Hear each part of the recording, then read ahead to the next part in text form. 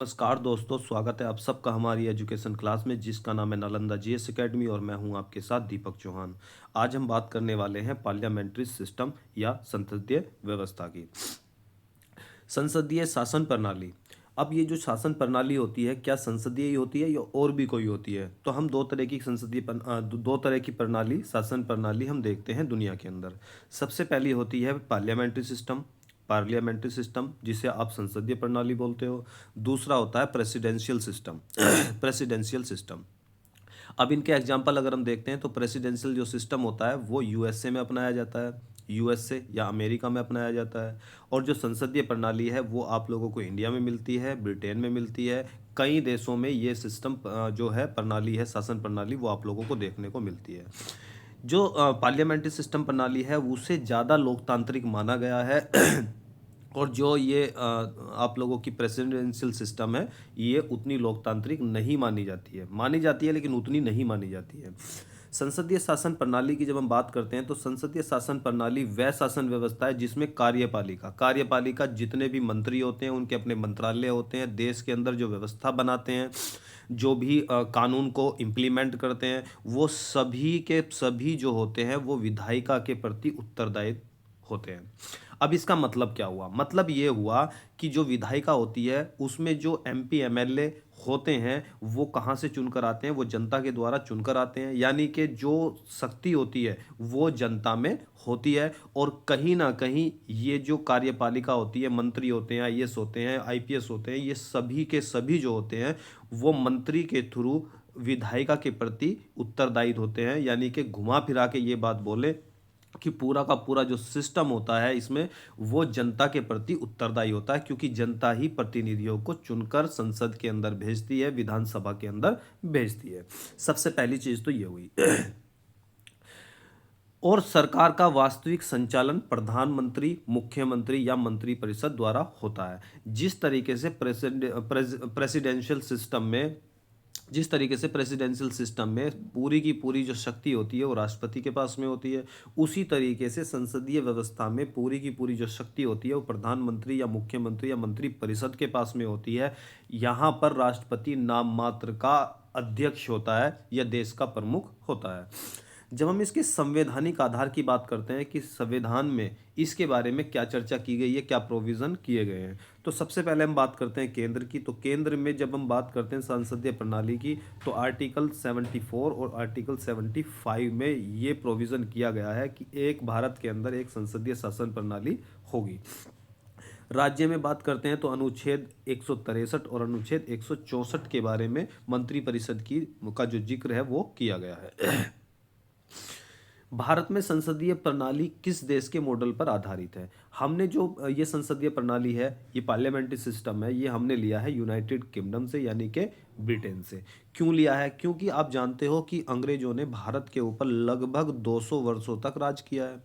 ठीक है, तो हमारे जो नेता थे, हमारी जो जनता थी, वो संसदीय प्रणाली से कहीं ना कहीं फैमिलियर हो गई थी। वो किस तरीके का सिस्टम है वो हमारे ऊपर 200 वर्षों से क्या होता था, इम्प्लीमेंट होता आ रहा था, तो हम उसके फैमिलियर हो गए थे। और कहीं ना कहीं ये ज़्यादा लोकतांत्रिक भी माना जाता है, इसीलिए हमारे जो फ्रीडम फाइटर्स थे या फिर जो संविधान निर्माता थे उन्होंने इसी संसदीय प्रणाली को अडॉप्ट कर लिया आज़ाद भारत के लिए। भारत में लंबे समय तक ब्रिटिश शासन रहा, ये एक कारण था कि हमने इसे वहाँ से अडॉप्ट कर लिया। भारतीय नेताओं का ब्रिटिश संसदीय प्रणाली का जो व्यवहारिक अनुभव है वो भी रहा था। यह प्रणाली उत्तरदायी और लोकतांत्रिक मानी जाती है। उत्तरदायी जो कोई भी चीज़ है अगर वो उत्तरदायित्व नहीं लेती, रिस्पॉन्सिबिलिटी नहीं लेती है, तो वो कहीं ना कहीं डिक्टेटरशिप में आती है। संसदीय शासन प्रणाली की मुख्य विशेषताएं क्या हैं? नाम मात्र और वास्तविक कार्यपालिका। नाम मात्र का मतलब क्या है? जो हमारे यहाँ का राष्ट्रपति होगा वो नाम मात्र का ही प्रमुख होगा। राष्ट्रपति जो होगा वो नाम मात्र का प्रमुख होगा। वास्तविक कार्यपालिका, जो वास्तविक शक्ति होगी वो कार्यपालिका के अंदर होती है। कार्यपालिका मतलब मंत्री, मुख्यमंत्री, प्रधानमंत्री, इनके अंदर जो होगी वो एक्चुअल पावर होगी।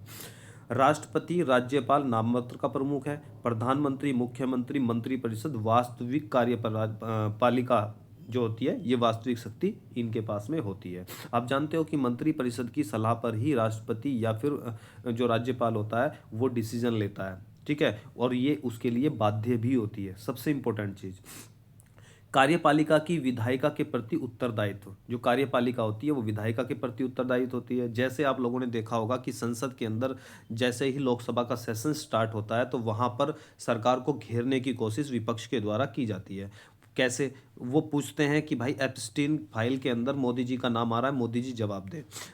राष्ट्र जो चीन का बॉर्डर है वहाँ पर उसके ऊपर एक बुक लिखी गई है, वो पढ़ने के लिए सरकार को घेरा जा रहा है कि सरकार ने किस तरीके से अपनी जो ज़मीन है वो चाइना को दे दी है। तो जो भी देश से रिलेटेड मुद्दे होंगे उन्हें जो है संसद के अंदर उठाया जाएगा और सरकार को घेरने की कोशिश की जाएगी और बताया जाएगा कि सरकार जो है वो संसद के प्रति उत्तरदायी है, उसे जवाब देना पड़ेगा, वो उससे भाग नहीं सकती है। सरकार संसद के प्रति उत्तरदायी होती है। संसद का विश्वास खोने पर सरकार को पद छोड़ना पड़ता है। क्यों? क्योंकि सरकार जो बनती है, जो मंत्री परिषद बनती है, मंत्री बनते हैं, प्रधानमंत्री बनते हैं, वो कहीं ना कहीं एमपी होते हैं और वो पार्लियामेंट से निकल कर आते हैं। अगर अविश्वास प्रस्ताव यानी कि जो सरकार का विश्वास है अगर वो संसद में नहीं रहेगा, उन्होंने कहा कि भाई संसद के अंदर हमारी जो एमपी हैं वो कंप्लीट है एक सत्ता चलाने के लिए, लेकिन अविश्वास प्रस्ताव जो विपक्ष है उसने बोला कि इनके पास में उतने एमपी नहीं है, हम अविश्वास प्रस्ताव लेकर आते हैं, अगर वो पास हो गया तो ये प्रूफ हो जाएगा कि इनके पास में सरकार चलाने का विश्वास नहीं है। तो अगर अविश्वास प्रस्ताव संसद में क्या हो जाता है, पारित हो जाता है, तो सरकार के प्रत्येक एमपी एमएलए मंत्री प्रधानमंत्री सभी को इस्तीफा देना होता है और दोबारा से क्या है, जो बड़ी पार्टी होती है उसे राष्ट्रपति बुलाता है, जो बचे हुआ टेन्योर होता है उसके लिए, या फिर चुनाव भी कराए जा सकते हैं। प्रधानमंत्री का नेतृत्व, प्रधानमंत्री सरकार का केंद्रीय व्यक्तित्व होता है, यानी कि सरकार के जो भी फैसले लिए जाते हैं वो कहीं ना कहीं इसके ही नेतृत्व में लिए जाते हैं, सभी नीतिगत निर्णय उसी के नेतृत्व में लिए जाते हैं। संसदीय शासन प्रणाली की मुख्य विशेषताएं क्या हैं? संसद का नियंत्रण, ठीक है, जो संसद होती है वो कहीं ना कहीं कार्यपालिका पर नियंत्रण रखती है, उसे कुछ भी नहीं इस तरीके से करप्शन टाइप का कुछ भी अलग नहीं करने देती है और वो जवाब मांगती है टाइम टू टाइम। जैसे प्रश्नकाल होता है, आपका जो मंत्री होगा, किसी मंत्री ने कोई भी प्रॉब्लम कर दी है, उसके डिपार्टमेंट में उसके मंत्रालय में कुछ भी चीज़ें करप्शन जैसी या कुछ भी ऐसी चल रही है जो इलीगल है, तो उसे प्रश्नकाल के दौरान संसद में खड़ा होकर जवाब देना पड़ेगा, प्रधानमंत्री को जवाब देना पड़ेगा, मुख्यमंत्री को जवाब देना पड़ेगा। तो इस प्रश्नकाल के थ्रू उन पर कंट्रोल किया जाता है संसद के द्वारा। जब हम चर्चा करते हैं तो चर्चा में भी अगर कोई विधेयक है वो संसद के अंदर पेश होता है, उसके बाद में उस पर क्या होती है, चर्चा होती है। ऐसा नहीं है कि वो डायरेक्टली पास कर दिया जाता है और देश के अंदर इम्प्लीमेंट, हालांकि मोदी गवर्नमेंट में ये बहुत सारी बड़े पैमाने पर हुआ है कि बिना चर्चा के काफ़ी सारे जो विधेयक हैं वो पास हुए हैं और वो एक्ट बने हैं और देश के अंदर वो इम्प्लीमेंट भी हुए हैं, ठीक है। लेकिन चर्चा, हर एक विधेयक पर चर्चा बहुत ज़्यादा ज़रूरी होती है कि वो देश के लिए कितना नुकसानदायक है और कितना फायदेमंद है। अविश्वास प्रस्ताव आदि के माध्यम से संसद सरकार को नियंत्रित करती है। लचीलापन, फ्लेक्सिबिलिटी, संविधान में संशोधन या संसदीय प्रक्रियाओं से शासन में परिवर्तन संभव है।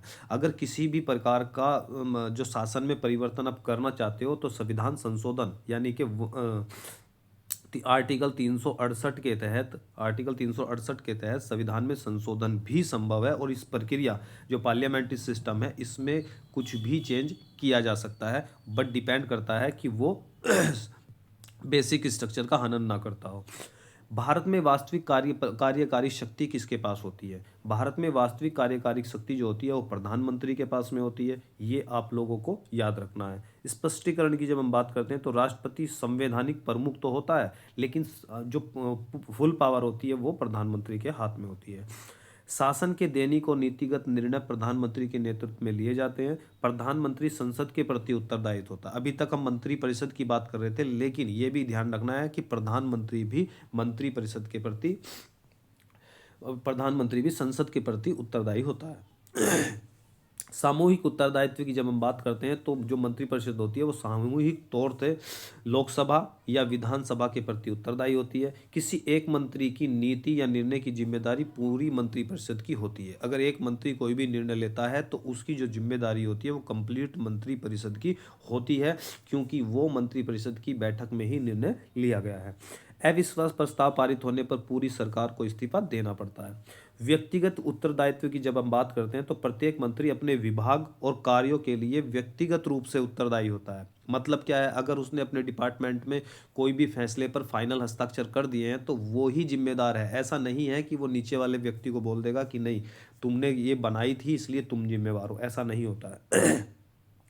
प्रधानमंत्री किसी भी मंत्री को उसके कार्यों के लिए हटा सकता है। जैसे कि मैंने लास्ट लेक्चर में भी ये चीज़ बताई थी आप लोगों को कि अगर मंत्रिपरिषद है उसमें अगर प्रधानमंत्री की कोई बात नहीं मानता है तो उसे इस्तीफा देना होता है, वो अपनी नहीं चला सकता है। ठीक है, प्रधानमंत्री क्या कर सकता है, उसे हटा सकता है राष्ट्रपति से सिफारिश करके। मंत्री राष्ट्रपति राज्यपाल के प्रसाद पर्याप्त पद पर बना रहता है। जो मंत्री होते हैं वो क्या है, राष्ट्रपति या राज्यपाल के प्रसाद पर्याप्त यानी कि आशीर्वाद एक तरीके से आप बोल सकते हो, उसके रहमो करम पर वो चीज़ें बनी रहती हैं। अविश्वास प्रस्ताव, नो कॉन्फिडेंस मोशन। अविश्वास प्रस्ताव वह प्रस्ताव है जिसमें संसद यह व्यक्त करती है कि उसे सरकार पर विश्वास नहीं है। यदि यह प्रस्ताव लोकसभा में पारित हो जाता है तो सरकार को इस्तीफा देना पड़ता है। यह संसदीय शासन प्रणाली में सरकार को नियंत्रित करने का एक महत्वपूर्ण साधन भी है। तो इसीलिए जो विपक्ष होता है वो आए दिन धमकी देता रहता है कि हम अविश्वास प्रस्ताव लेकर आएंगे, ये सरकार कॉन्फिडेंस में नहीं है। मंत्रिपरिषद के जब हम गठन की बात करते हैं तो प्रधानमंत्री मुख्यमंत्री की नियुक्ति राष्ट्रपति या राज्यपाल के द्वारा की जाती है। यानी कि देश के अंदर केंद्र के अंदर राष्ट्रपति के द्वारा और राज्य के अंदर राज्यपाल के द्वारा की जाती है। जो बाकी के मंत्री होते हैं वो मुख्यमंत्री की सलाह पर या प्रधानमंत्री की सलाह पर राष्ट्रपति के द्वारा नियुक्त किए जाते हैं और वही उन्हें क्या कराता है, शपथ ग्रहण कराता है। मंत्री सामान्यतः विधायिका के सदस्य होते हैं। यहाँ पर भी जो विधायिका होती है, जहाँ पर एमपी एमएलए बैठते हैं वहीं से मंत्री निकल कर आते हैं। ठीक है, ये क्या होते हैं, विधायिका के सदस्य होते हैं। अन्यथा 6 माह में उन्हें सदस्य बनना पड़ता है अगर किसी को भी उठाकर कहीं से मंत्री बना दिया जाता है तो। संसदीय शासन प्रणाली के लाभ क्या क्या हैं और इसके दोष क्या हैं। ठीक है, मेरिट्स और डीमेरिट्स। लाभ की जब हम बात करते हैं तो उत्तरदायी सरकार है और उत्तरदायित्व किसी भी चीज़ में बहुत ज़्यादा इंपॉर्टेंट होता है। अगर आप कोई भी काम करते हैं और आपके पिताश्री आपसे नहीं पूछ रहे हैं तो आप बिगड़ जाओगे। लेकिन अगर आप कोई भी काम करते हैं और आपके जो पेरेंट्स हैं आप लोगों से उत्तरदायित्व, आप उनके प्रति उत्तरदायित्व है तो उनसे आपसे सवाल पूछा जाता है कि आपने इतने पैसे दिए थे कहाँ खर्च किए, आपने ये काम क्यों किया, तो उत्तरदायित्व है। तो उत्तरदायित्व जब रहता है तो इंसान क्या रहता है, वो बिल्कुल सही चलता है, गलत नहीं चलता है। विधायिका और कार्यपालिका में समन्वय रहता है क्योंकि विधायिका और कार्यपालिका, ये विधायिका से ही जो मंत्री होते हैं वो निकल कर आते हैं, तो समन्वय तो होना बनता भी है। लोकतांत्रिक व्यवस्था के लिए ये उपयुक्त है। जो लोकतंत्र जिस देश में माना जाता है तो ये व्यवस्था उसके लिए उपयुक्त है। तानाशाही पर यहाँ पर रोक लगती है। हालांकि 2014 के बाद में ये चीज़ें थोड़ी सी अलग देखने को मिली हैं, वो आप जानते हो। लचीलापन और व्यापक प्रतिनिधित्व भी यहाँ पर देखने को मिलता है क्योंकि लचीलापन यहाँ पर क्या है, आप संविधान में संशोधन करके इस प्रणाली में बहुत सारी चीज़ें चेंज भी कर सकते हो। जब आप डीमेरिट्स की बात करते हैं, दोषों की बात करते हैं, तो राजनीतिक अस्थिरता। ठीक है, यानी कि गया राम आया राम। अब काफ़ी टाइम से आपने देखा होगा कि सरकार गिरती रहती है, बनती रहती है क्योंकि राजनीतिक अस्थिरता नहीं होती है। कुछ पार्टी हैं जो बड़ी नहीं बन पाती हैं, छोटे छोटे दल निकल कर आते हैं, वो फिर सपोर्ट करते हैं केंद्र सरकार को। ऊपर से जब उनकी बात ना मानो तो सरकार गिराने की धमकी देते हैं। तो ये क्या स्टेबल गवर्नमेंट नहीं होती है।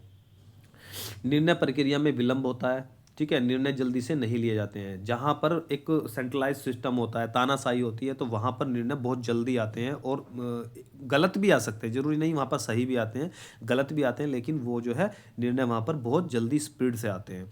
मंत्रिमंडल की निरंकुशता यहाँ पर आप देखने को मिल सकती है। शक्तियों के पृथक्करण का अभाव होता है, शक्तियों का पृथक्करण नहीं होता। कमजोर नेतृत्व से शासन प्रभावित भी होता है। ये सारा का सारा सिस्टम आप लोगों को संसदीय प्रणाली में देखने को मिलता है।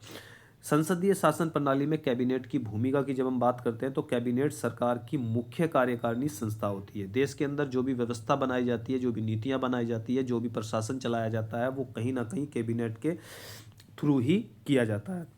नीति निर्माण प्रशासनिक निर्णय और विधेयक का निर्धारण कैबिनेट के द्वारा ही किया जाता है। संसद के अंदर कौन सा विधेयक कब पेश करना है, कब कैसे बनाना है, ये सारा का सारा जो काम होता है वो कैबिनेट के हाथों में ही होता है। नीति निर्माण का कार्य, प्रशासन के निर्णय का कार्य और विधेयक निर्माण करके उसे एक्ट बनवाने का जो काम होता है वो कैबिनेट का ही होता है। ये मंत्रिपरिषद का सबसे शक्तिशाली क्या होता है, भाग होता है, पार्ट्स होता है। जब हम राज्यपाल और मंत्री परिषद का संबंध देखते हैं कि इन दोनों का संबंध क्या है, हाँ, संसदीय शासन प्रणाली लोकतंत्र के लिए उपयुक्त है क्योंकि सरकार जनता के प्रतिनिधित्व के प्रति उत्तरदायी होती है। मैंने स्टार्टिंग में बोला था, जनता ने अपने प्रतिनिधित्व किसे भेज दिए, एमपी एमएलए को भेज दिया, और पूरी की पूरी सरकार क्या है, वो इन्हें क्या बोल रही है, जी सर हम आपने ऐसा किया, जी सर मैंने किया, आगे से नहीं करूंगा। तो क्या है, ये उसके प्रति उत्तरदायी है, तो मतलब जनता के प्रति उत्तरदायी है, जनता उनसे सवाल पूछ रही है। अविश्वास प्रस्ताव से सरकार को हटाया जा सकता है। कार्यपालिका पर विधायिका का नियंत्रण होता है, ठीक है, कार्यपालिका पर जितने भी मंत्री होते हैं उन पर किसका होता है, विधायिका, एमपी एमएलए का क्या होता है, विपक्ष का होता है, कंट्रोल होता है, नियंत्रण होता है, वो गलत नहीं कर सकते हैं। यह जनता की इच्छा के अनुरूप शासन सुनिश्चित करती है। जनता को लगेगा अगले 5 साल में उतार देंगे तो उतार देंगे, ठीक है। तो ऐसा नहीं है कि किम जोंग उनकी तरह है, कि उत्तर कोरिया की तरह कि एक बार बन गए तो फिर दादाजी रहेंगे, फिर पिताजी रहेंगे, फिर हम रहेंगे, ठीक है। ऐसा यहाँ पर नहीं होता है इस सिस्टम के अंदर, ठीक है। तो आज के लिए इतना ही, मिलते हैं नेक्स्ट लेक्चर में, जब तक के लिए दीजिए मैं इजाज़त। जय हिंद, जय भारत।